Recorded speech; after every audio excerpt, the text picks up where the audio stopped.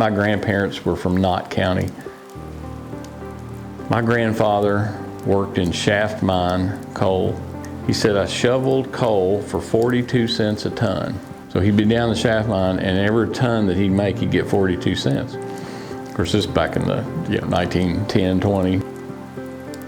I would think about that, and I'd think, I'm not having a hard day.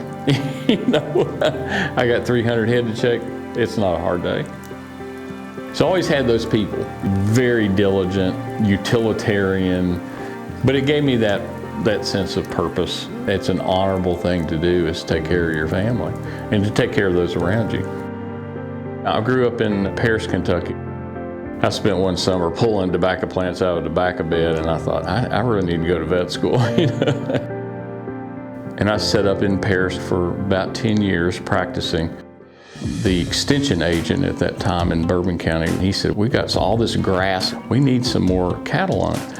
And so he developed, as far as I know, the first heifer development program in the state, and one of the first ones in the nation. And I was on the committee for herd health.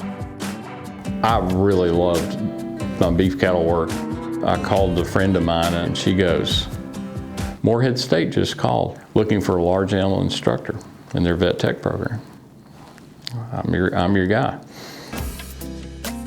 I first met Dr. Prater in 1998 when he came to work at Morehead State University. We constantly were looking at herd health and how to make sure the students left there with the best knowledge possible.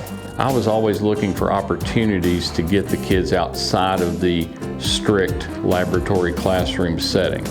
Well, I'd actually heard of Dr. Prater. We started a heifer development program in East Kentucky, and Dr. Prater had worked with the Paris Elite Heifer program. A lot of experience. And Larry Clay comes in, Dr. Anderson came on and said, you really need to be a part of this. And he wanted to give back to the students, and that opportunity was a really good fit for him. And here I am at Morehead State, and I got my kids in front of 350 head in an afternoon. Just don't hear that. And nowhere did they probably get that kind of experience. Producers were getting educated. My students were getting educated.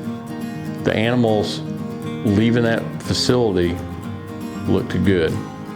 They looked like something you'd want to buy. This made a tremendous impact. I've heard many times producers saying, wow, you made a believer out of me. As a student who didn't have a farm background, his level of enthusiasm, his love for teaching, his faith as well, playing into who he was as a person. While at college, he would take students and go do mission work to other countries and in the United States. I really do think it was a calling from God to be blessing others. That's your true happiness and your true purpose. I feel honored to be associated with him. I love cows. I think they're one of God's greatest creatures.